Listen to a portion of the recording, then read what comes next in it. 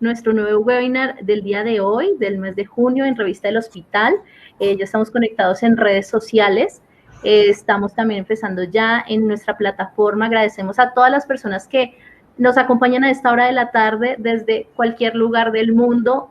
Sabemos que tenemos bastante audiencia desde México, Colombia, Chile, Argentina, Perú, de toda Latinoamérica. A lo largo de nuestros webinars se han ido conectando cada vez más.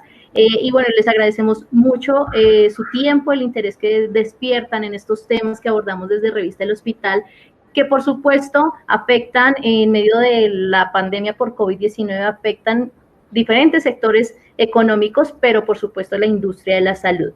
Y el webinar de hoy se llama Cambios en la gestión de recursos para el entorno hospitalario a propósito de la coyuntura de la pandemia por COVID. Es una iniciativa de revista El Hospital y Axioma B2B Marketing. Para este webinar del día de hoy nos acompaña el doctor William Aristizábal. Él es gerente de Clínica Medical de Colombia. El doctor Aristizábal también es presidente de la asociación UNIPS, Unión de IPS de Colombia, que reúne a más de 200 instituciones prestadoras de salud de carácter privado y 100% colombianas. Además, fue subgerente del Hospital El Tunal y posteriormente, en el 2011, fundó Clínica Medical, consolidada hoy como una de las mejores instituciones de alta traumatología. Doctor, muy buenas tardes y muchas gracias por acompañarnos. Muy buenas tardes, ¿cómo le va a todos los asistentes?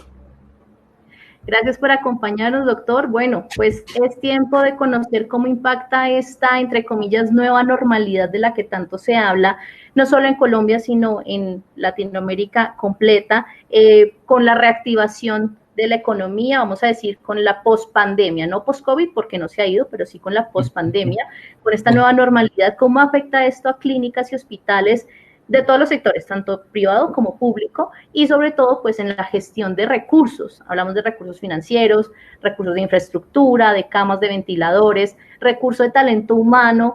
Qué bueno que nos acompañe, doctor, muchas gracias. ¿Y qué le parece si primero empezamos un poco a hablar del contexto, para contextualizar un poco a nuestra audiencia de otros países, el contexto de la estructura del sector salud en Colombia? Hablemos primero de esto y luego sí pasamos a estos temas de gestión y distribución de recursos, doctor. Bueno, perfecto. Pasemos a la siguiente, por favor. Pues la estructura del sector salud colombiano, para las personas que de pronto no lo conocen mucho, como funciona actualmente, fue establecido en el año de 1993 a través de la Ley 100, que básicamente hizo una reforma de todo lo que es la seguridad social, separando lo que corresponde a los temas de salud, riesgos laborales y pensiones. El tema que nos atañe en este momento es la parte de salud y riesgos laborales sobre todo aquello relacionado con el personal de la salud en medio de la pandemia. El aseguramiento, que fue el sistema elegido por el país para garantizar la salud de todos los colombianos, pues tiene una parte de afiliación, la parte de manejo de enfermedad general y maternidad, y todo se hace a través de unas empresas que se llaman empresas promotoras de salud. La parte de riesgos laborales a través de unas ARL o administradoras de riesgos laborales, que son las que tienen que ver con enfermedad profesional y los accidentes de trabajo, en la cobertura integral de los mismos, incluyendo hasta la pensión de invalidez. Pasemos a la siguiente. Uno de los hitos importantes dentro del desarrollo de esta Ley 100 correspondió a la Ley Estatutaria de Salud, la Ley 1751 en el año 2015, en el cual diferenció claramente los tres actores fundamentales, el Estado en las labores de coordinación, dirección y control a través del Ministerio de Salud, Supersalud, Secretarías de Salud. La parte de los aseguradores, que corresponde a los intermediarios, que son las EPS o administradoras de los recursos, y la parte de los prestadores, que son las clínicas y hospitales, todos ellos tanto públicos como privados, y que finalmente son los que van a prestar la atención a los pacientes. Tenemos la siguiente. Okay.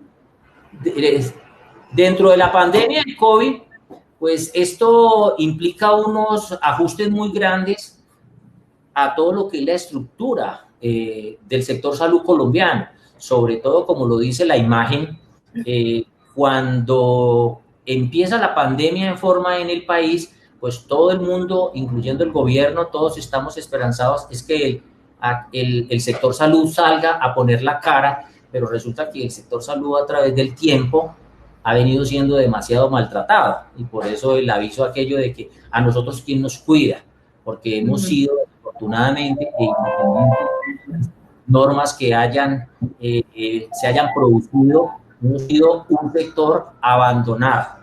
Nosotros tenemos unos problemas estructurales muy grandes que hacen que la pandemia nos coja en una situación pues muy precaria. Pasemos a la siguiente. Esa infraestructura de talento humano pues ha tenido un manejo a través del ministerio tratando de incentivar o sea, de pronto lo hicieron con la mejor voluntad, pero casi que el ministerio y el gobierno se indispuso con todo el talento humano porque se anticipó a emitir una ley que prácticamente nos convertía en reclutas a todo el personal de la salud. Esto no cayó muy bien dentro del talento humano porque pues el talento humano colombiano siempre ha estado en los momentos en que el país lo ha necesitado, cuando se han presentado catástrofes porque hemos sido ajenos a ellas, como el terremoto del eje cafetero, lo que sucedió en el Cauca. No ha habido necesidad de que nos pongan camisas de fuerza, nosotros de plena voluntad lo hemos hecho y en este momento lo estamos haciendo así. Pasemos a la siguiente.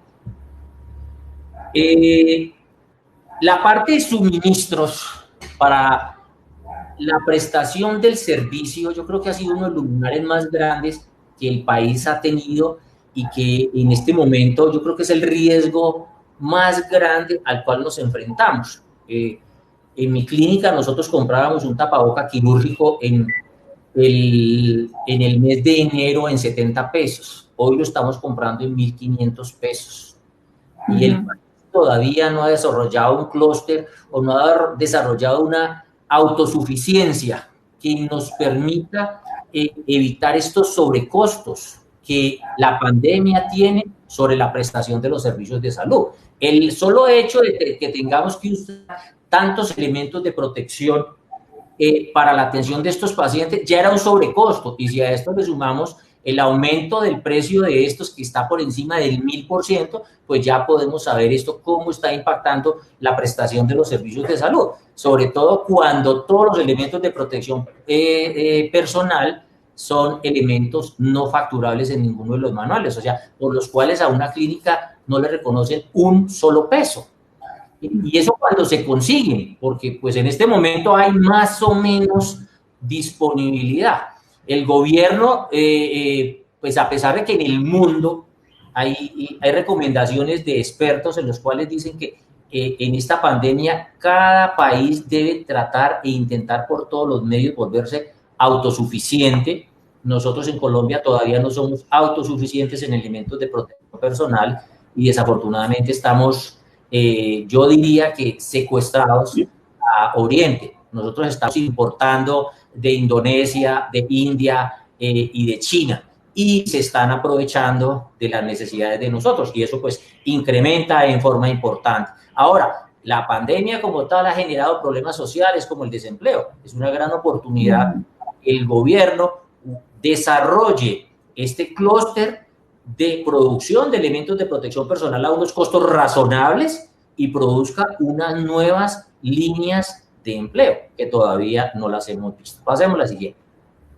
Claro, y justamente eso que usted comenta, doctor, de la distribución de talento humano y suministros, es una situación que pasó en Colombia y es muy similar a lo que ha pasado en Latinoamérica o en otros países del mundo, que vemos que el talento humano, sin importar la especialidad que tuviera, tuvo que abocarse a asistir, ¿no? La emergencia, igual con la cuestión de los suministros médicos, lo de los tapabocas, las caretas, las gafas, los guantes, todo ese suministro de protección, elementos de protección personal para el personal médico, empezaron a escasear. Y seguimos, como bien dice, seguimos en Colombia, en México, en Latinoamérica, importando todo este material, teniendo la capacidad para producirlo localmente. Entonces también es uno de los retos que hemos hablado constantemente en otros webinars con otros especialistas, que parte de los aprendizajes de esta pandemia es confiar en el talento local y en la capacidad productiva que tiene el país, que tiene cada país pues en Latinoamérica. Lo dejo continuar, doctor. Parte de las medidas que ha tomado a nivel nacional Colombia, que seguramente también son muy similares a las que han tomado otros países en Latinoamérica. ¿Qué ha pasado ahí? Bueno, a ver, uno de los aspectos más importantes, desafortunadamente, que se volvió monotemático en Colombia y tal vez en muchos países, es el tema de las unidades de cuidados intensivos y los ventiladores.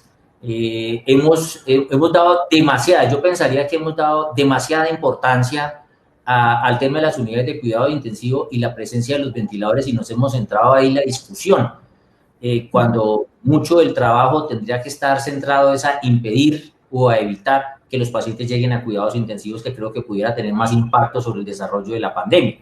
Sin embargo, en eso nos hemos centrado. El gobierno ha desarrollado una fase de habilitación de unidades de cuidados intensivos que va en 4 etapas. A la fecha, cuando empezamos, teníamos una situación inicial de 5.300 camas, la cual, cerrando servicios ambulatorios, cirugía programada y todo lo que se pudiera dar tiempos de espera, podríamos liberar unas 2.650 camas de UCI que podrían quedar exclusivas para la atención de pacientes UCI en la fase inicial. Desafortunadamente, pues esta medida tuvo un impacto negativo y positivo a la vez, porque fue tan positivo que las unidades se desocuparon en un comienzo total y absolutamente, estuvieron desocupadas. De hecho, yo tengo 100 camas de cuidados intensivos y llegamos a tener menos de 3 pacientes. Pero además porque todo el mundo estaba confinado, ¿no? Todo claro. Colombia, casi Bogotá, todo el mundo estaba encerrado en cuarentena total, absoluta. Entonces, obviamente, los pacientes que se generaban del trauma, la declaratoria de esa cuarentena fue el reconocimiento efectivo de que la vida social es un riesgo. O sea, una de las cosas buenas que nos ha enseñado la cuarentena es que la vida social efectivamente es un riesgo, porque todos aquellos pacientes que antes nosotros recibíamos de diabetes descompensadas, hipertensión, ACV, neumonías, esos pacientes empezaron a no llegar, se desaparecieron. Y no es que los pacientes estuvieran muriendo en casa, porque llegó a ser tan crítica la situación que hasta las funerarias entraron en crisis, porque los pacientes ya no se morían de COVID porque no había COVID, los casos eran muy pocos, pero las enfermedades generales también disminuyeron de una manera sustancial, y eso impactó negativamente y vino a empeorar la situación financiera de todas las clínicas y hospitales del país, que ya tenían una carga de varios años de deudas acumuladas, y a esto se nos sumó que nos tocó permanecer abiertos, mantener unas nóminas y un funcionamiento con, básicamente, nosotros llegamos a estar en el 10% de ocupación de la clínica, y pues obviamente eso generó unas pérdidas significativas, que el gobierno no generó una alternativa, no generó un mecanismo para garantizar que estas instituciones no sufrieran y que además no tuvieran que entrar en la fase de cierre de capacidad instalada, como efectivamente sucedió. De hecho, a nosotros nos pasó porque la semana pasada ya nos pidieron auxilio, y cuando nos pidieron auxilio de secretaría, nosotros teníamos una de las sedes cerradas. Y lo que les habíamos dicho es necesario garantizar de alguna manera que la capacidad instalada no se cierre, porque mientras esté funcionando podemos reaccionar de manera muy rápida, pero si permitimos que se cierren, el volver a abrir una clínica de alta complejidad, pues obviamente no es tan fácil. La segunda fase pues fue la optimización de la capacidad instalada. Era convertir 2.500 camas de cuidados intermedios a intensivas, adquiriendo unos ventiladores para llegar a 5.150. Eso significaba un incremento de UCI respecto a los números iniciales del 94%, pues eran números muy buenos. Sin embargo, por diferentes razones, que algunas de que las que ya conocemos, no sabemos si hubo algo de negligencia, ineficiencia, o de pronto por temor a los organismos de control, de pronto las compras de estos ventiladores para convertir las camas de cuidados intermedios a UCI, pues se hicieron a unos muy pocos proveedores. Y dado que eran unos elementos que estaban sumamente escasos y que fueron declarados estratégicos en los países que los producían, en los países que más producen ventiladores mecánicos son Alemania y Estados Unidos, que fueron muy, muy golpeados, ellos cerraron absolutamente todas las ventas a nivel mundial. Entonces, pretender que una cantidad de 3.000, 4.000 ventiladores, como estaba comprando Colombia, fueran vendidos por una o dos compañías, pues de entrada íbamos a saber que íbamos a tener problemas y esa empresa no iba a poder responder. Deberíamos, por ejemplo, nosotros en nuestra clínica, ¿qué fue lo que hicimos? Nosotros habíamos intentado desde siempre tener una marca, ¿sí? Para facilidad de mantenimiento, facilidad de insumos, pero al comienzo de la pandemia, ¿qué fue lo que nos tocó? Nosotros compramos los ventiladores que conseguimos. Entonces, nosotros si conseguimos Vela, compramos Vela, si conseguimos Puritan Bene, compramos Puritan, los que encontramos. Pero pues desafortunadamente yo creo que el gobierno y más específicamente el ministerio estuvieron un poco nerviosos a hacerlo por el tema de los organismos de control, sobre todo porque uno estaba consiguiendo ventiladores, en un lado se los vendían a 50, en el otro a 60, en el otro a 70, y pues esto ya sabemos cómo es la metodología de los organismos de control, básicamente la Contraloría, y pues nadie quería quedar en entredicho que en un país que hemos tenido, como lo hemos venido sufriendo, tantos problemas de corrupción, no iba a ser tan fácilmente entendible de que por qué unos ventiladores comprados a 50 y otros a 70. Cuando en realidad pues lo que necesitábamos era haber suplido y aumentado la capacidad rápidamente de estos ventiladores. Bogotá, por ejemplo, va llegando al 70% de la ocupación y apenas de los ventiladores, de los 1.000 ventiladores prometidos por el gobierno, solo han llegado 130, 5 meses después. Entonces, claro. y todavía, según las cuentas que el ministro nos hizo en un programa, el cronograma de entrega va hasta octubre, o sea, no se sabe si los vamos a necesitar antes. Yo pensaría que los vamos a necesitar antes. Sin embargo, sí hemos crecido, las medidas tomadas a nivel nacional y local, pues sí han permitido, yo creo que fundamentalmente las entidades privadas hemos asumido el reto y hemos asumido el compromiso con el país y hemos aumentado de manera sustancial nuestra capacidad en las camas de cuidados intensivos. Viene uno de los temas aquí pues más complicados en el manejo de esta pandemia y para la gestión, que es lo que a nosotros nos está complicando y que tal vez era lo que hablábamos ahora al comienzo. Hasta ayer tenía 73.572 casos confirmados, de los cuales todavía tenemos activos, pacientes activos. Tenemos 39.000 casos, de los cuales en casa hay 35.410, hospitalizados 4.500 más o menos, y en unidad de cuidados intensivos 1.500. Si uno lo mira con relación a la ocupación general del país, uno dice que la ocupación pues está todavía muy bajita, porque tenemos 6.800 camas disponibles para un total de ocupadas de 1.500, pero hay una asimetría bastante significativa que era lo que... o sea, no hubo una distribución equitativa de recursos. Todavía sigue habiendo concentración en ciudades como Cali, Medellín, Bogotá, donde están casi todas las camas, pero existen demasiadas ciudades periféricas que no tienen absolutamente ni una sola cama. Entonces, Bogotá y las grandes capitales están sufriendo, pero la periferia también va a sufrir de una manera importante porque no tiene cómo responder. Y claro, nos hemos vuelto, así como se ha presentado en el tema de país, de que los países han declarado sus recursos estratégicos, pues las ciudades también se han vuelto celosas en que los pacientes puedan ser trasladados de un municipio o un departamento a otro, ¿sí? Entonces, por decir algo, Bogotá no está muy dispuesta, porque tiene sus problemas particulares, no está dispuesta a apoyar a los departamentos o a las ciudades que tradicionalmente hemos venido apoyando. Antes de la pandemia, el 40% de los pacientes que se manejaban en unidad de cuidado intensivo en Bogotá no eran de Bogotá. Y esos pacientes en este momento los hemos soltado. Eso fue lo que nos liberó las camas. Pero también eso golpeó a la periferia en una forma bastante importante.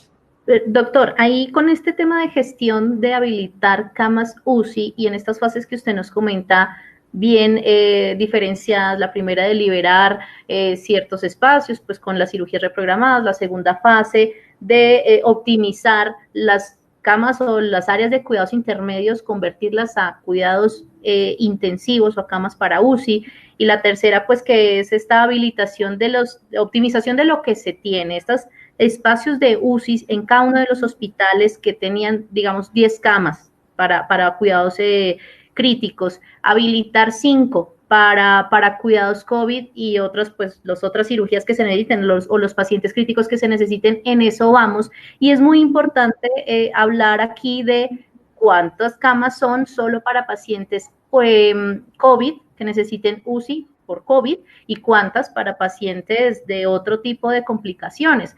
Creo que ahí hablábamos también que hay un poco de desinformación a la audiencia porque cuando nos dicen es que ya hay 1.500 camas ocupadas, esas 1.500 no son de casos COVID, son de casos COVID y no COVID. Entonces creo que es importante aprovechar el espacio para que usted nos cuente, según su experiencia, por lo menos en sus clínicas, cómo está esta habilitación de camas y cuánto es el porcentaje de casos con COVID crítico y cuánto es el porcentaje de camas UCI para otro tipo de pacientes con otras complicaciones. Pues a ver, esta diferenciación, yo soy uno de los críticos precisamente el que los datos se manejen de esa manera, porque los recursos que son indispensables, pues no se pueden destinar a alguien en especial. Cuando los recursos son críticos, los recursos deben estar al servicio del que los necesite. Eso quiere decir, yo he planteado, a ver, si nosotros destinamos una cama COVID, eso no significa que si me llega un paciente con infarto, yo no lo voy a poder meter en la cama que estaba destinada al COVID, pues efectivamente lo voy a meter.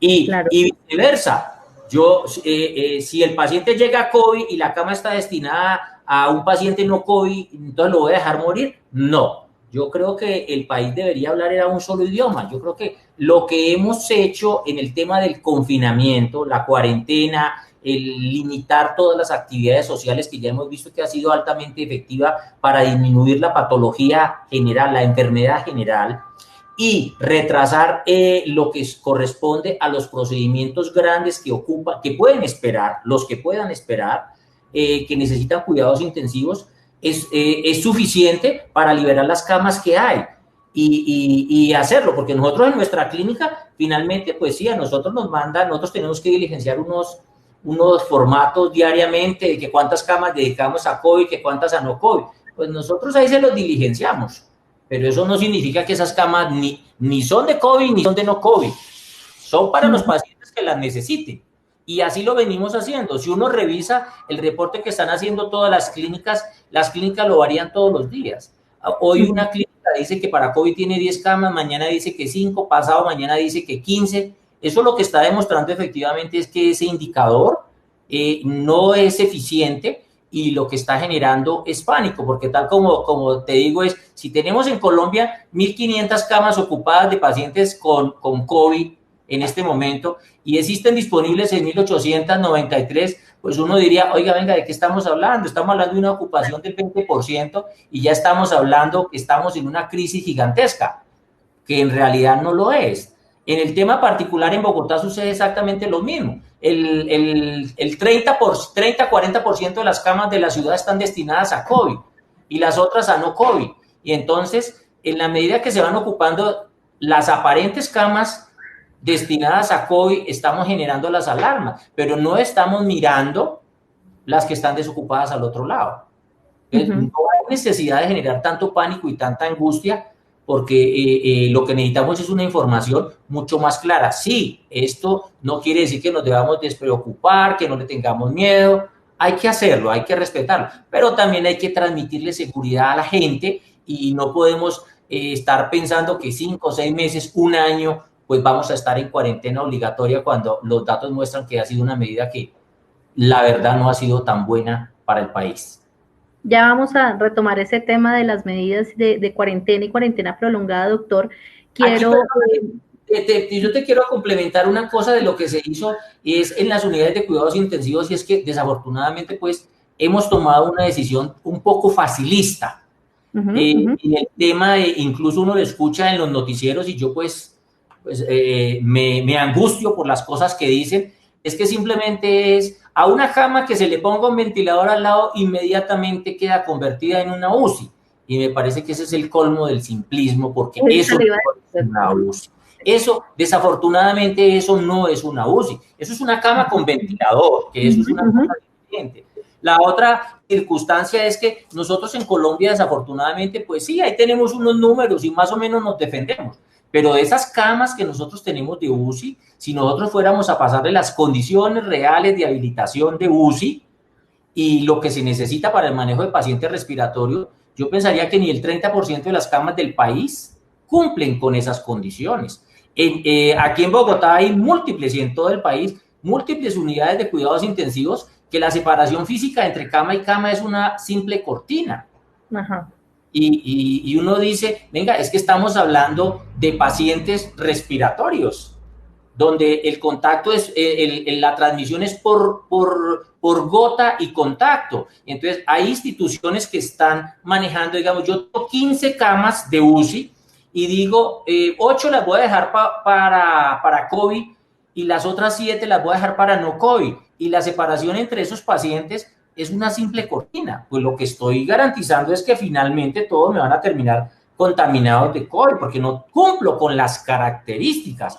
Y no se ha, en estos 5 o 6 meses, no se ha profundizado en las cosas que verdaderamente se necesitan. Por decir algo, en nuestra clínica nosotros tenemos prácticamente las 100 camas de cuidados intensivos con cuartos construidos, o sea, con construcción hermética entre una habitación y otra, con cuartos de filtro, con lavado de manos, con presión negativa que no me permite la salida del ambiente contaminado del paciente al corredor para que contamine a los demás pacientes o contamine al personal. Eso es diferente a tenerlos simplemente separados por una cortina. Pero pues no entiendo, estamos hablando y seguimos hablando de que ventiladores, pero yo no oigo hablar de instituciones que monten sistemas de presión negativa, no oigo hablar de, digamos, en las salas de cirugía. Ya tenemos el 100% de las salas de cirugía con recambio de aire. Yo creo que más de la mitad de las salas del país no tienen recambio de aire y sin embargo seguimos operando. O sea, estamos corriendo unos riesgos muy grandes de generar unos brotes gigantescos porque hemos simplificado demasiado el problema a que la unidad de cuidados intensivos es simplemente un ventilador y eso no es. Los pacientes que nosotros tenemos, que es otro de los puntos importantes, es un alto porcentaje, casi el 30-35% de los pacientes que hemos venido atendiendo están presentando falla renal.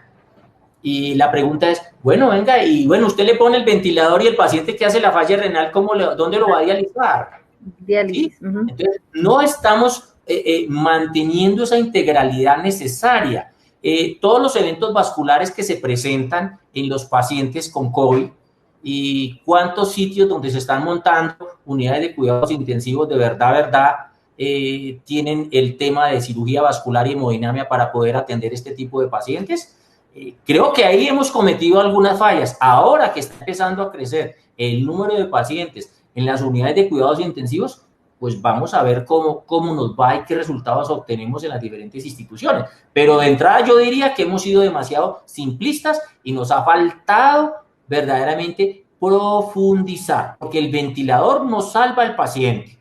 Una unidad de cuidado intensivo es toda una tecnología muy grande que hay alrededor del paciente,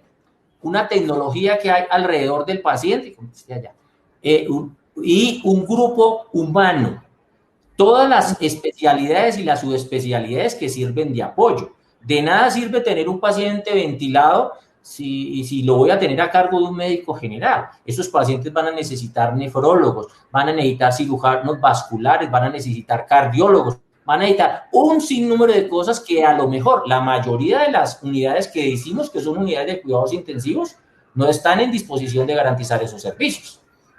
Esperaremos a ver qué pasa.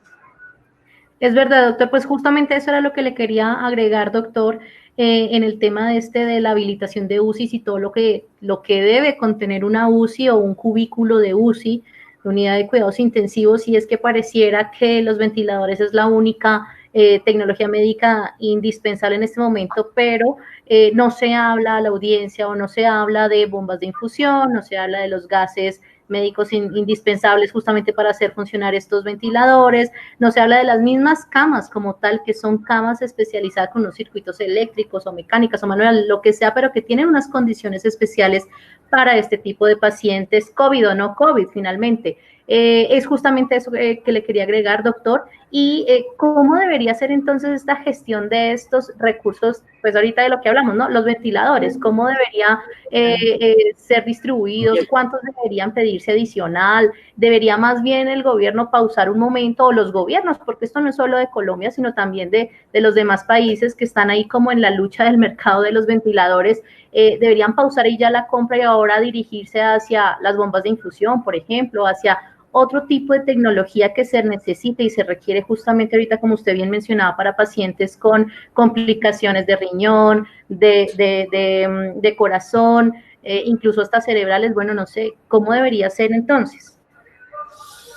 Pues a ver, ese es un tema bastante complejo porque desafortunadamente creo que no ha habido la suficiente participación, o sea, no, el gobierno ha manejado estos temas tanto a nivel nacional como a nivel local y regional, los ha manejado en grupos demasiado cerrados y no ha dado la suficiente participación y tal vez no ha escuchado. Y esto es algo en lo que de entrada todos tenemos que decir que esto nadie sabe. O sea, lo primero que tenemos que entender es que esto nadie sabe. Y sin embargo, hay 4 o 5 personas que han asumido el control de esto y pues lo están haciendo de una manera, pero pues no escuchan ni quieren escuchar diferentes conceptos, diferentes opiniones, y verdaderamente yo sí considero que es necesario hacer un cambio, porque lo que te decía al comienzo, los resultados para Colombia a mí me parece que no son buenos. No son buenos porque no ha habido como esa integralidad, no hemos podido trabajar en equipo. El hecho de que, así como me pasó a mí, que le ha pasado a varios que hemos tenido que disminuir nuestra capacidad instalada y en este momento que la necesitamos, ya está cerrada. Y volver a abrir de cero, pues no es fácil. O sea, no hemos garantizado, o sea, nos pasamos de entrada al tema, o sea, la pandemia para Colombia ha sido básicamente 2 puntos. 1, ventiladores, y 2, subsidios a la gente. Eso es todo lo que hemos hecho, porque de ahí no hemos evolucionado. Y creo que es muy importante, y nosotros lo hemos hecho, lo hemos visto, nuestros pacientes, cuando nosotros hacemos el diagnóstico precoz y hacemos el manejo precoz de los pacientes de COVID, esos pacientes no están llegando a la unidad de cuidados intensivos. Diferente a los pacientes que nos están mandando de otros lados ya complicados directamente en falla. Entonces, la pregunta que nos hemos hecho, oiga, ¿por qué no montamos un sistema verdaderamente que nos permita evitar que los pacientes terminen en falla? Claro, algo de prevención. Claro, pero yo no entiendo, por decir algo, cómo es posible que nosotros ya tenemos una población de riesgo. Ya sabemos que las personas con comorbilidades de hipertensión, obesidad, diabetes, los mayores de edad, son los pacientes que más fácil se complican y los que más fácil fallecen. Y sin embargo, de una manera absurda, a mi manera de ver, los mandamos a la casa. O sea, no tiene sentido. O sea, para mí no tiene sentido mandar un paciente COVID positivo con factores de riesgo para la casa, para que después estemos llegando a la casa a recogerlo de urgencia para meterlo a una unidad de cuidados intensivos. Ya lo sabíamos que era el paciente de riesgo. Entonces, ese paciente de riesgo, ¿dónde lo tenemos que tener? Pues lo tenemos que tener de una vez en una institución que le pueda garantizar la atención de manera oportuna. Hay un gran número de pacientes que ha fallecido en casa, ¿sí? De la mortalidad que se está demostrando ahí, un 30-40% de los 2.400 muertos que lleva Colombia a la fecha han sido en casa, no han sido en instituciones de salud. Y muchos de los casos han sido diagnosticados 2 y 3 días después de que el paciente incluso ya ha fallecido. Eso implica que tendríamos que hacer un ajuste en el tema. Digamos, en Bogotá, que se abrió perdón, el hospital transitorio de Corferias, es un sitio adecuado para hacerle control y seguimiento a esos pacientes. Uno de los puntos que ha demostrado que es efectivo en el seguimiento de estos pacientes es en la prevención del problema más grande que se presenta, y es la famosa hipoxia muda, ¿sí? Porque las secretarías, el ministerio dicen que no, es que tenemos la gente en la casa y nosotros la llamamos y le preguntamos cómo está. Los pacientes, y hay múltiples casos que los pacientes incluso llegan a los hospitales caminando, hablando sin ningún problema, y de repente el paciente entra en falla aguda. Uno les toma la oximetría y son pacientes que están en 65, 70, están francamente en falla, y el paciente no había dicho nada. Eso yo no lo puedo hacer a través de un teléfono. Yo tengo que hacerlo a través de un seguimiento estricto. Esos pacientes debieran estar confinados en un sitio donde le pudiéramos hacer un seguimiento de oximetría. Un paciente con factores de riesgo se le debería tomar una oximetría, no sé, 3, 4, 5 veces al día para tratar de evitar que ese paciente entre en falla y previamente, oportunamente y de manera preventiva empezar los tratamientos que corresponden. Hoy en día ya tenemos una herramienta que ya fue probada, ya demostró su uso, como la dexametasona, usada precozmente, puede disminuir la mortalidad de una manera significativa, disminuye hasta el 30% de la mortalidad en el paciente no UCI cuando se usa oportunamente.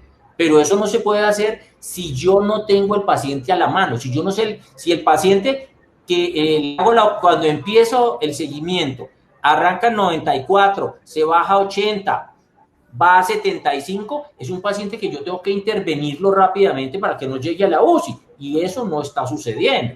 A mí me ocurrió y hemos tenido, este fin de semana llegaron casi 30 pacientes remitidos prácticamente en falla, que estaban en aislamiento, que fueron a consultar a servicios de urgencia. La pregunta es, ¿y si esos pacientes les hubiéramos hecho un seguimiento más efectivo a través de oximetría, no podríamos haber evitado que llegaran a la unidad de cuidados intensivos? Cosas para pensarlas, ¿no? Claro, claro, doctor. Y es parte justamente de pronto de la gestión del recurso humano y la capacitación que debe darse entre el personal médico, de quien levante la mano y diga, bueno, vamos a hacer este seguimiento con los pacientes, es este el protocolo médico que se debe habilitar. Bueno, no sé, es parte como también del ensayo y error que se está practicando ahorita en diferentes instituciones médicas, no solo en Colombia, sino en todo el mundo. Y pues ahí vamos, y sí es parte de la reflexión y es parte como del aprendizaje que se debe adaptar rápidamente. O sea, no podemos llegar a julio y seguir manejando el mismo protocolo de atención con los pacientes, con nosotros, ¿no? No sabemos si nos puede pasar y llegar a esas instancias. Doctor, en el tema de, usted nos decía, tuvimos que cerrar una clínica. ¿Qué tan acertada fue esa decisión de cerrar esa clínica? Se lo comento porque, por ejemplo, en otros países lo que hicieron instituciones que tenían más de una sede fue habilitar una sede para casos COVID o sospecha de COVID y otra sede para todos los demás procedimientos médicos. En su caso, ¿cómo tomaron esa decisión? ¿Cuál fue la gestión de Clínicas Medical en ese sentido? A ver, inicialmente cuando empieza todo el periodo de confinamiento, pues empiezan a disminuir de manera sustancial. Nosotros somos un centro de referencia de trauma, y uno de lo que más sufrió, de lo que más disminuyó, es trauma y cardiología.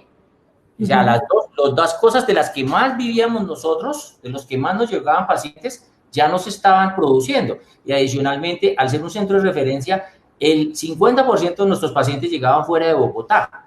Cuando nos cierran las fronteras y Bogotá queda aislada y no dejan circular pacientes, pues obviamente los pacientes ya no llegaron. Y eso significó que para nosotros, de casi 400 camas entre las dos sedes, porque la otra es ambulatoria, llegamos a tener ocupadas 10, 15 camas, ¿sí? Tanto el ministerio como la secretaría hicieron un trabajo de fortalecimiento muy grande, que lo hicieron relativamente bien, de todo lo que son los hospitales públicos. Y como ellos entraron a manejar la captación de los pacientes, ellos privilegiaron que los pacientes llegaran a las instituciones públicas. Entonces, las instituciones públicas no sufrieron tanto, pero las instituciones privadas prácticamente estuvimos cerradas en el término de que no teníamos ningún paciente. Nosotros sostuvimos abiertas las dos sedes 3 meses.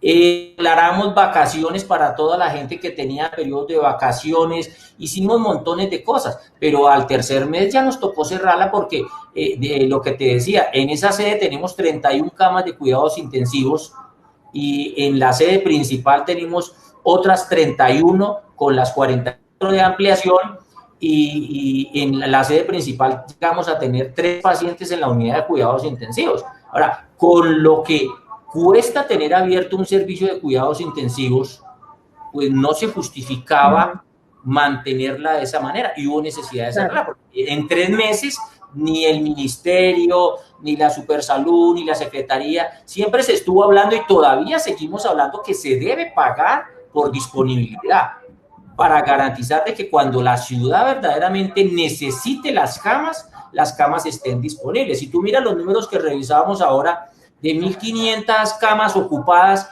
versus 6.000 y algo disponibles, la pregunta que yo te hago es, ¿tú crees de verdad que si esas camas las llegáramos a necesitar mañana, el país las va a tener? Eso es mentira, porque no las vamos a tener. Muchas de ellas no tienen el personal. A mí me pasó. Nosotros sí teníamos, yo tengo la sede, tengo los equipos, tengo absolutamente todo, pero el personal a través del tiempo yo no lo puedo sostener 4 o 6 meses cuando la gente no estamos atendiendo ningún tipo de paciente. Si no hay un pago de parte del Estado que nos permita por lo menos garantizar esa nómina. Yo en nómina estoy pagando casi 4.500 millones de nómina y el subsidio que me correspondió de acuerdo a lo que sacó las normas del ministerio fueron 240 millones. Pues yo no digo que los 240 millones no me sirvan, pero si tú lo miras es un chiste, porque 4.500 millones contra 240, pues a ver, eso no se compadece. O sea, ¿qué fue lo que optamos? No, hay que cerrar, hay que disminuir y nos echamos la bendición. Y pues en este momento estamos tratando de reorganizarnos porque Bogotá ha aumentado de manera importante pues la ocupación. Y pues aquí estamos pendientes, pero sí hace falta más integración y coordinación entre todos los sectores. Yo soy tal vez una de las clínicas más grandes de Colombia en cuidados intensivos y todavía estoy esperando que nos inviten a una reunión, no sé, del ministerio, de la secretaría, a escuchar ideas, a escuchar alternativas, cómo vamos a hacer, cómo vamos a funcionar. Esto ha sido simplemente a ver, ¿usted cuánto tiene? Listo, yo aquí lo anoto y cuando lo necesite lo llamo. Pues yo creo que no podemos ser tan facilistas y hemos llegado en eso en todo el país.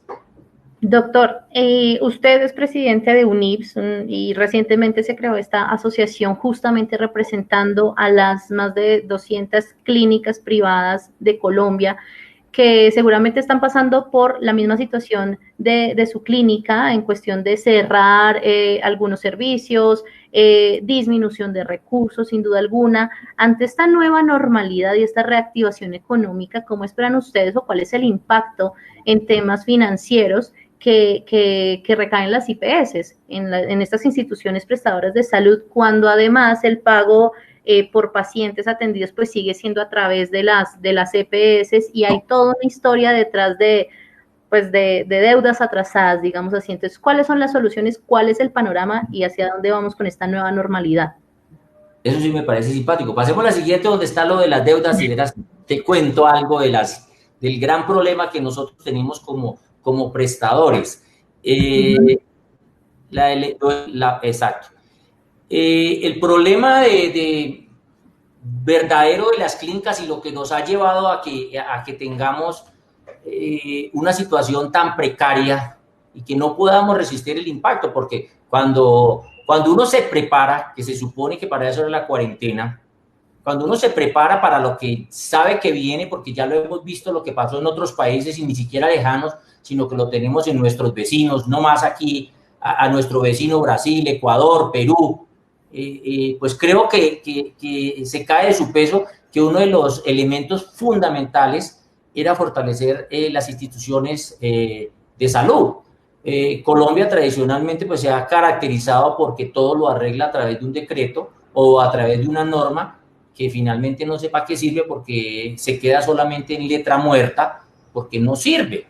De hecho, por ejemplo, sacaron esta ley de punto final que pues ya lleva un rato y pues primero no es de punto final y segundo yo no sé a quién le ha servido porque la plata todavía nosotros no la hemos visto. Hacemos así. Aquí está. Es donde uno mira y es que básicamente lo que va a responder esta ley de punto final es por las deudas, los tipos de deuda pequeña y mediana, que son más o menos 7 billones, pero los 34 billones, estos son datos del gobierno, ¿sí? Los 34 billones que son las deudas que tienen las EPS para con las instituciones, tanto públicas como privadas, de eso no se dice absolutamente nada, ni se ha hecho absolutamente nada, eso no se ha saneado. Mi institución, ¿por qué nos tocó optar por cerrar? Nosotros las EPS nos están debiendo 150.000 millones de pesos. Eso es una suma supremamente gigantesca que nos tiene prácticamente ahorcados. Si a esto se nos suma la desocupación, la baja demanda y el aumento de los costos en la prestación de los servicios de salud, porque por cada paciente nosotros hemos calculado que por cada paciente al día, con relación a la forma en que como atendíamos los pacientes antes del COVID, ahora nos estamos gastando por cada paciente 300.000 pesos al día, por cada paciente. Y para ayudarnos, el señor ministro propuso unas canastas COVID que son más baratas que las tarifas que veníamos manejando. Las tarifas con las que nos relacionábamos con las EPS de por sí ya eran baratas. ¿Sí? Hasta la señora alcaldesa salió al público a decir que el costo de una unidad de cuidados intensivos era en promedio 3.800.000. Pues ahora el ministro y sus asesores dijeron que el costo para ellos es de alrededor de 2.400.000. No sé de dónde sacan esos números. Más barato, ¿no? Y ahora lo volvieron ley, porque independiente que usted tenga, si usted no tiene contrato, como ellos asumen el control de las unidades de cuidados intensivos, el ente normativo, las secretarías, entonces uno está obligado a recibirle los pacientes y a cobrar esas tarifas de hambre. Esa fue la mejora que nos hicieron. Yo no sé de dónde costearon eso. Ahora, no es posible que el mismo ministro, que es una de las cosas que a mí me llama pues mucho la atención, que lo hemos visto en las imágenes de televisión, cuando él visita algún hospital, él se pone la máscara full face de 3M, de la cual yo le tengo aquí a todo mi personal, incluido el de servicios generales. Él sí se coloca esa máscara, pero cuando costeó el paquete, él dice que los filtros, las máscaras con filtro N95, nosotros las tenemos que reusar 5 veces. Entonces se hace uno la pregunta y dice, venga, no entiendo. O sea, ministro, la vida que vale en este país es la suya. El personal de salud no vale. O sea, nosotros vamos a usar las máscaras más malitas y además elementos desechables, que la recomendación es que son de un solo uso. Él está diciendo que los tenemos que usar 5 veces para él poderse congraciar con la CPS. Esa es la realidad. A eso es lo que estamos expuestos. Entonces, unas instituciones de salud que ya nos veníamos muy mal, veníamos heridas porque nos deben gran cantidad de recursos. Ahora, la prestación se nos incrementa el uso de algunas cosas. El gobierno no interviene en el mercado de los elementos de protección personal. Y los elementos de protección personal suben por encima del 1.000%. Y el gobierno hasta la fecha no ha dicho nada. Y encima, para completar la cereza del postre, es que sacan las canastas COVID, que finalmente, o sea, esto solo se le puede ocurrir a alguien que no ha atendido un paciente de COVID. Cuando nosotros atendemos pacientes en una unidad de 13, 14, 15 pacientes, uno con 2 terapeutas se puede defender y le da una atención adecuada al paciente. Cuando son los pacientes COVID, estamos teniendo necesidad de meter 4 o 5 terapeutas, porque la atención de estos pacientes dedica muchísimo tiempo. Estos pacientes hay que voltearlos, hay que colocarlos, hay que hacerles ventilación en prono, hay que hacerles un montón de maniobras para que salgan. Y eso hace que necesitemos mucho más personal dentro de la UCI. Y él, en vez de habernos reconocido este costo adicional, lo que hizo fue bajar la tarifa. Eso va a tener un impacto, no sé, a largo plazo, dependiendo de lo que dure la pandemia en su fase crítica, porque muchas instituciones pues van a terminar sacando la mano, porque es que a 1.700 yo no puedo estar comprando tapabocas. O sea, no puedo pagar un tapabocas a 1.700, que primero no es facturable y que en enero, hace 5 meses, lo compraba en 70 pesos. O sea, el gobierno verdaderamente tiene que hacer algo para intervenir este mercado. No puede simplemente decir, no, es que yo les facilito la importación. No, no se trata de facilitar la importación. Estamos en manos de especuladores.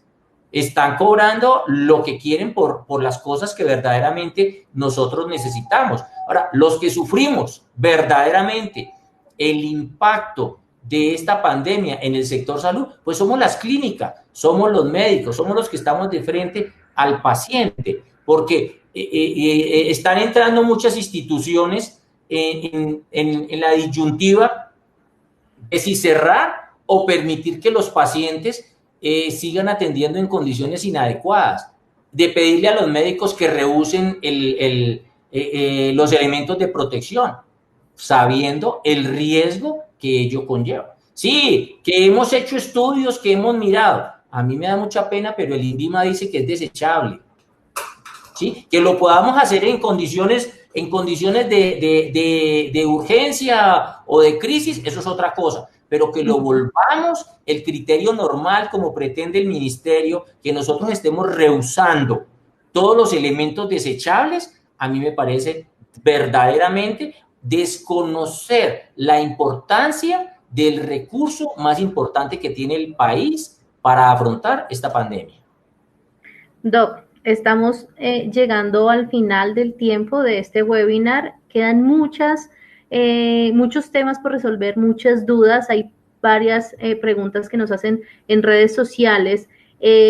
Nos vamos a trasladar a esas preguntas enmarcados en el tema del panorama de la nueva normalidad, enmarcado hacia, más que la nueva normalidad, hacia dónde deberíamos ir, cuál es el futuro de esta gestión de salud público y privada en Colombia, y que sin duda alguna, como siempre lo hemos dicho, afecta también o puede ser modelo de gestión para otros países.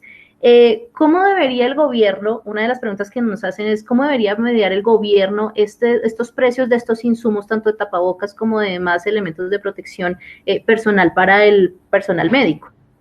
¿Cuál es la propuesta de ustedes? Pues una de las propuestas que se le ha hecho en múltiples oportunidades al gobierno es, hombre, los precios tienen que ser regulados. En este momento, los precios tienen que ser regulados.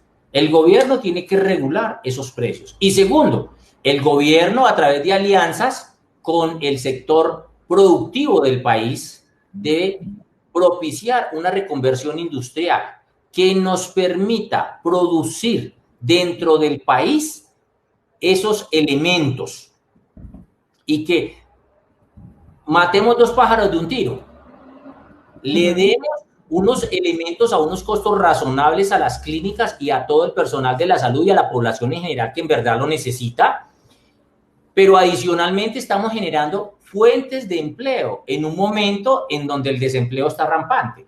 El desempleo está llegando al 30%, pero mientras el desempleo sube, nosotros le seguimos comprando a China.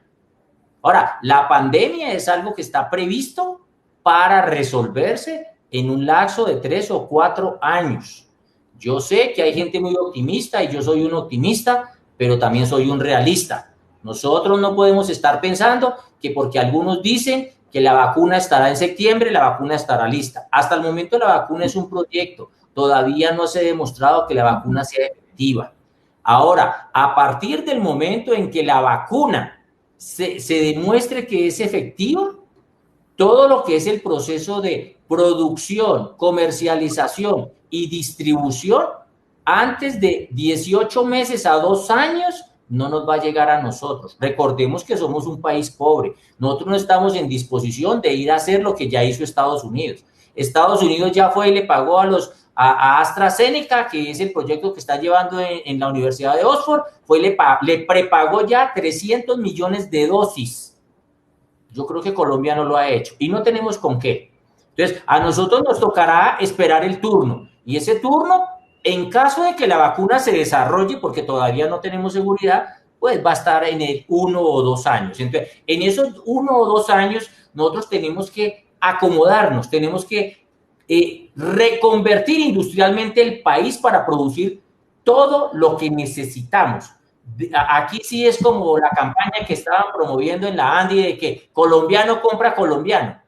En el tema del manejo de la pandemia, yo creo que efectivamente Colombia debe ser autosuficiente. Eso es una de las salidas. Ahora, si nosotros nos ponemos a mirar qué es lo que verdaderamente ha resultado efectivo en el control y la prevención de la infección, yo creo que todo el personal sanitario ha dado una lección, y cuando se usan los elementos de protección personal de manera adecuada, se usa la higiene de manos y se usa el distanciamiento físico, nuestro personal no se infecta. Entonces creo que las respuestas para transferirlos a la sociedad en general son relativamente sencillas. Eso es lo que tenemos que hacer con la sociedad en general. Pero en una sociedad como la nuestra, donde el 40% es población informal, nosotros no le podemos estar pidiendo que compre un tapaboca todos los días a 1.700 pesos. Es el gobierno el que tiene que garantizar la entrega de estos tapabocas, cuando sabemos que en muchos sitios, en los negocios, no existe la infraestructura para el lavado de manos. Esos son los elementos que se deben subsidiar. No es subsidiarle a la gente para que no salga a trabajar, es subsidiarle los elementos de protección. En las tiendas, hombre, en las tiendas colocar los lavamanos, hacer las donaciones de los geles antibacteriales, entregarle los tapabocas, regalarles unas cantidades o vendérselos a unos precios razonables. Pero es que a 1.700, por eso es que uno en la calle, tanta gente sin tapabocas y tapabocas de mala calidad. Claro, sí, o sea, definitivamente el gobierno debe mirar otro tipo de medidas de auxilios que de verdad ayuden en la prevención, en el uso eficiente de los recursos, en el costo de estos recursos, que no es solo para pues el personal médico, sino finalmente también para uno como ciudadano. Doctor, exacto. Otra pregunta que nos hacen es, dice, usted menciona que el gobierno paga aproximadamente 2 millones a un paciente COVID, o sea, por un paciente COVID atendido. ¿Cuánto cuesta realmente un paciente COVID, dados los nuevos extra costos por implementación y demás? Nosotros en lo que hemos costado los pacientes que hemos tenido, cada paciente nos está saliendo 3.200.000 a costo. Y eso pensando con que las entidades nos lo pagaran prácticamente de contado. Ahora, todos sabemos que la cartera la están pagando a más de un año. Entonces, ¿a cuánto está saliendo? Ese es el verdadero problema. Entonces, no hicimos un costeo razonable de estos pacientes. Y a las clínicas nos está tocando subsidiar. ¿Hasta cuándo vamos a subsidiar? Lo que digo, pues aquí estamos abiertos. ¿Y hasta dónde? Pues hasta donde los recursos nos aguanten. Y en ese momento simplemente, pues nos tocará cerrar. Porque la atención de un paciente de COVID no queda cubierta con eso. A la gente le parece demasiada plata, pero cuando yo te digo 300.000 pesos diarios, hasta antes de la modificación del protocolo de atención al paciente que se hizo ayer, si no estoy mal, ayer antier, que nosotros veníamos usando en los cuartos de aislados, la bata se reusaba a través del turno. El ministerio dio la recomendación que esa bata ya no se puede reusar. Y por la bata, una vez se utilice, tiene que ser desechada. ¿Tú te imaginas cuánto vale eso cada día en la atención de un paciente en batas desechables o en batas de tela antifluido que tenemos que estar lavando constantemente y además la tela no nos la regalan? Claro. Solamente eso cuesta, ese pedacito cuesta más de 100.000 pesos por paciente al día, sumado a los 300.000 pesos que ya nos estaba costando adicional. Ujú. Ahora, nadie está haciendo cuentas de cuántos que dice, pero es que eso es mucha plata. Sí, montar un cubículo de cuidados intensivos está en alrededor de 450 millones de pesos. Ujú. ¿Sí? Eso no es que, es que yo tengo UCI y a mí me la regalaron. No, no, no, no. Montarla, toca meter estos 450 millones de pesos y se supone que es la atención la que tiene que ayudar al pago de esos elementos y además para poder después, cuando se acabe y no se dañe, tener con qué cambiarlos. Esas cosas no fueron tenidas en cuenta. Doc, esas nuevas tarifas o esos presupuestos los decreta el gobierno, discutidos con quién. O sea, cuando usted dice no lo tuvieron en cuenta, las IPS no participaron en esta propuesta de nuevas tarifas. Número uno y número dos, ¿cómo debería ser de ahora en adelante esa vinculación, esta gestión de alianzas, de gestión justamente de recursos, de atención médica, de también otro tema es el pago salarial a los médicos, que ese es otro gran tema, pero ¿cómo debería ser y cómo participan ustedes como IPS ahí si son finalmente las que atienden y las que no les pagan, las que no les llegan los recursos a tiempo? Pues esa es una pregunta que nos hacemos constantemente. ¿Cómo hace el gobierno para definir cosas y con quién las está definiendo? Porque a nosotros nos quedan muchas dudas de que efectivamente se estén tomando los conceptos válidos. Nosotros, como UNIC de Colombia, que representamos más de 200 clínicas y tenemos más de 2.500 camas de cuidados intensivos, que si los miras contra el total de las camas del país, somos alrededor del 30% de la capacidad instalada de cuidado intensivo del país. A nosotros no nos llamaron a preguntarnos nada. Entonces uno no sabe de dónde están sacando esos datos. O sea, nos quedamos en el aire. O sea, y sin embargo seguimos hablando. Es que hay que pagar una sobreprima. Es que el talento humano hay que aplaudirlo. Es que son los héroes. Pero venga, pero es que los héroes también tienen necesidades como la población normal. Los héroes pagan arriendo, los héroes tienen hijos, pagan colegios, también compran comida, también uno va a la gasolinera y yo, con el carnet de médico no le llenan el tanque. Entonces, se ha supuesto, no sé de dónde, esto es tradicional en Colombia, que las personas o las entidades que hacemos, prestamos los servicios de salud, o sea, lo hacemos porque nos está sobrando la plata y finalmente es una manera de vida. Nosotros elegimos el servir, pero a través del servir es que nos ganamos la vida. Claro. Y no pretender que nosotros tengamos que colocar de nuestros recursos para la atención de los pacientes, que es prácticamente lo que se está pidiendo. O sea, el problema que hay con el talento humano, mi personal, excepto los especialistas, yo lo tengo contratado todo de planta, con todas las prestaciones, pago de cesantías, pago de absolutamente todo. Pero vaya y mire usted cómo está el personal de todos los hospitales. Más del 50-60% todos son por prestación de servicios. ¿Sí? Aquí en Bogotá se han presentado múltiples manifestaciones del hospital de Kennedy, del hospital de Bosa, que porque no les pagan, que mejoren las condiciones, que no hay elementos de protección. O sea, es como que no estamos conectados. Y cuando tenemos la oportunidad, desafortunadamente, es que como hoy en día lo hacemos a través de estos medios, yo tuve la oportunidad de estar con el señor superintendente o cuando se tiene con el ministro, ellos hablan de últimos. O sea, hablamos todos y él habla de último. Entonces, no hay verdaderamente la oportunidad de poder interactuar directamente y poder contradecir las cosas que se están diciendo. Ayer el senador Roy Barrera decía una cosa, pues preguntémosle a la Contraloría a ver qué pasó con todos los millones y los billones que el gobierno dice que se ha gastado en la pandemia, porque nosotros le preguntamos a la gente, a las clínicas, a los hospitales, y no han llegado. Yo como clínica le digo, pues yo hasta el momento digo que lo que nos ha llegado es, excepto los 240 millones esos que te hablo de subsidio de la nómina, nosotros ni siquiera a la fecha, a través de Findeter, hemos podido obtener un crédito porque los tienen estancados. Salió una norma que dice que se puede prestar hasta 12.500. Alguien en mi Findeter dijo, no, van a ser solo 3.000.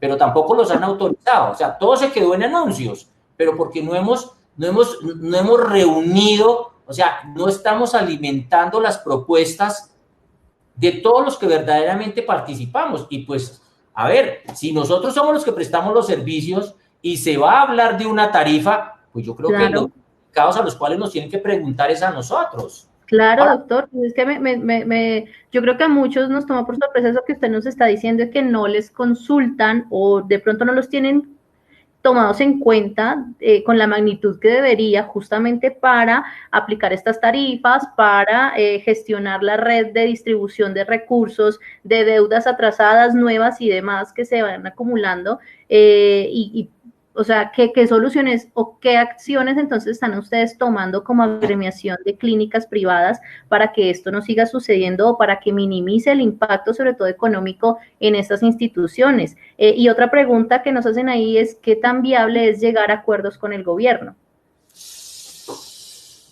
Pues, ¿qué estamos haciendo para las deudas? Yo creo que hemos hecho todo lo posible. Hemos apelado a todo, pero desafortunadamente no solamente este gobierno, sino tradicionalmente todos los gobiernos han considerado la salud de a peso. O sea, la salud no se toma en serio en Colombia. Siempre hemos dejado la salud, que mire a ver la salud cómo resuelve su problema. O sea, si no, no estaríamos hablando del tamaño de la deuda que tenemos. A mí me da risa los comentarios que se hacen a veces por decir algo por el señor superintendente de salud. Yo personalmente le he escrito múltiples veces y él siempre contesta que él es un organismo técnico y no puede hacer nada. Entonces nosotros estamos fregados porque nosotros prestamos un servicio que es esencial. Estamos obligados a atender al paciente una vez llegue a nuestras instalaciones, tengan o no tengan, tenemos que mirar cómo lo atendemos. Pero nadie está obligado a pagar. En Colombia no hay obligación de pagar. En Colombia, de flujo de recursos se han sacado, no sé, 7, 8 decretos. Ahora se sacaron otro con lo del paquete COVID, que van a girar el 50%. Pero antes que ese, la 1438 ya hablaba de que nos tenían que girar el 80%. Y entonces ahora para mejorarnos, dicen que el 50%. Eso es para mejorarnos.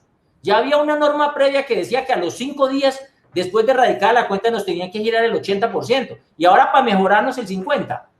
Entonces, pero eso no funciona porque Colombia es un país que no tiene, digamos, en salud, no tiene acciones concretas contra el que paga. O sea, si al que paga verdaderamente no le obligamos, pues las EPS no van a pagar. Nosotros nos vimos en el problema cuando salió el tema de la compra de cartera, que el mismo Supersalud reconoció que más de la mitad de la plata no se pudo utilizar porque se le dio la oportunidad a las EPS, fue discrecional de las EPS. Yo personalmente hablé con las EPS y les mandamos las deudas reconocidas para que por favor las pasáramos por compra de cartera. Y nos contestaron simplemente de que no, es que nosotros no estamos interesados. Pues a ver, si llevan debiendo 4 y 5 años y no les pasa nada, pues yo no estoy interesado en deberle a nadie. O sea, a menos que me exijan o que me obliguen, no lo van a hacer. Y el gobierno está esperando que simplemente, porque sí, las EPS empiecen a pagar. Eso no va a suceder. Ahora, nosotros estamos fregados porque los recursos de la salud, por un concepto que no sé de dónde lo trajeron, de los cabellos, hay una jurisprudencia que dice que los recursos de la salud son inembargables. Entonces, se supone que uno no puede embargar a las EPS. O sea, las EPS están en el mejor de los mundos. Nosotros estamos obligados a atender y ellos pagan cuando se les antoje. Y la superintendencia, que es el organismo de inspección, vigilancia, control, pues es un organismo técnico y no puede hacer nada, según me lo ha escrito, no solamente en uno, en 20, 30, 40 oficios en los que me dice que él no puede hacer nada. Entonces, ¿qué hacemos? Intentamos aproximarnos al gobierno. Venga, hay formas de hacerlo, miremos. No hay poder humano que haga que esto funcione. ¿Cómo proponemos nosotros? Una de las salidas. Hombre, el gobierno debe hacerle créditos a las EPS directos, pero que la plata no pase por las EPS, sino con pago directo a nosotros. Y claro, que las EPS sean las que le paguen al gobierno, y no como dicen, es que les vamos a dar créditos con tasa compensada. ¿Usted puede creer eso? El gobierno nos da un crédito de tasa compensada para que no le molestemos a sus hijitos mimados, que son las EPS. Oiga, venga, yo le presto, no pague el 15%, pague el 10%. pero por favor no me moleste a la EPS. Oiga, no es la EPS, así fuera, si esa tasa es barata, pues es la EPS la que le debe pagar, no yo. Eso es lo que llaman que las famosas tasas compensadas, lo que estamos pendientes de autorización del FINDETER. Pues obviamente esa no es la solución. La solución es que debe pague. El 70% de las empresas autorizadas, las EPS, tienen causal de liquidación, no de este año, hace 3, 4 y 5 años. Es una grosería que Comeva siga funcionando. Comeva tiene causal de liquidación hace no sé cuántos años. Y así hay montones de empresas. Entonces, pues no sé qué cosas ocultas hay, qué manejos ocultos existen para mantener en funcionamiento unas empresas que verdaderamente pues uno no sabe. Ya, Comeva me debe, a mí personalmente, a la clínica le está debiendo 1.600 millones de pesos y hace más de 3 años que no gira un peso. Claro que si usted le pregunta al superintendente, él dice que él ha estado revisando y que las empresas han estado girando y que y tiene además una medida de intervención de vigilancia especial. Pues yo no sé cuál será la vigilancia especial porque los pagos no se dan, los pagos no llegan, el funcionamiento no se da. Entonces, el panorama bajo estas circunstancias, si el gobierno verdaderamente no hace algo, pues es triste y no quiero sonar apocalíptico, pero en la medida, si nosotros llegamos al punto de la crisis que se ha presentado en otros países, incluyendo lo que pasó en Guayaquil, de pronto lo que está pasando en Perú, nosotros no tenemos cómo funcionar, o sea, las clínicas no tenemos cómo funcionar, porque es que no tenemos reservas y las crisis uno las lleva adelante, uno las saca adelante con las reservas y nuestras reservas están en rojo, nuestras reservas están en negativo y el gobierno no le ha puesto cuidado a esto y ojalá el país no lo vaya a lamentar y ojalá no lo vayamos a lamentar con lo que desafortunadamente puede pasar y es que sean muertos de resultado. Claro, Doc, lamentablemente tenemos que llegar al final de este webinar, de este espacio. Muy interesante toda la información que nos da y el punto de vista sobre esta gestión de recursos financieros para las clínicas privadas, para las IPS, para los centros que finalmente atienden pues a todas las personas, ¿no? Pacientes COVID o no COVID. Interesante poder tener una segunda como un segundo capítulo de este tema, porque de verdad que es angustiante, como usted bien dice, sin ser apocalípticos, que esto siga pasando en Colombia y sin duda alguna y para nadie es un secreto esto con COVID o sin COVID, es algo que viene arrastrando el sector salud privado en Colombia y COVID vino como a motivar, a impulsar un cambio rápido, acelerado, así mismo como se aceleran los contagios, un cambio de gestión acelerado, pero pues no es posible. Quién sabe cuándo se dé y esperamos que de verdad ustedes como agremiación, como asociación, incluso con la Asociación Colombiana de Hospitales, pues sí puedan impulsar nuevas normativas, nuevas soluciones, al menos a mediano plazo en este año. Y nada, y pues yo le agradezco muchísimo, doctor. Algo más que nos quiera abonar, doctor, de pronto unas 3 claves puntuales, 3 conclusiones puntuales de hacia dónde vamos y deberíamos ir, más como con una perspectiva positiva. Pues positivo para contarle al país es que todo el sector salud, todos los profesionales de la salud del área médica y paramédica, pues el país puede estar tranquilo porque nosotros no prestamos los servicios tal como lo han dicho últimamente, porque es que solamente estemos pensando en plata. Nosotros elegimos esta carrera y la elegimos por servir a la gente, por colaborarle a la gente. Que de eso vivimos, también hay que reconocerlo. Pero bien podríamos simplemente irnos para la casa, pero queremos decirle al país, pues que esté tranquilo, que nosotros estamos aquí para responder en todo lo que esté a nuestro alcance. Independiente que saquen normas que nos obliguen o no nos obliguen, nosotros no necesitamos la obligación. Nosotros lo hacemos de corazón porque es que es nuestra vocación y es nuestro juramento hipocrático y a eso nos comprometimos y así hemos vivido nuestra vida. Y afortunadamente, pues así vamos a terminar. Esto es lo que aprendimos, esto es lo que hacemos, esto es lo que nos gusta y es lo que seguiremos haciendo y pues el país puede contar con nosotros.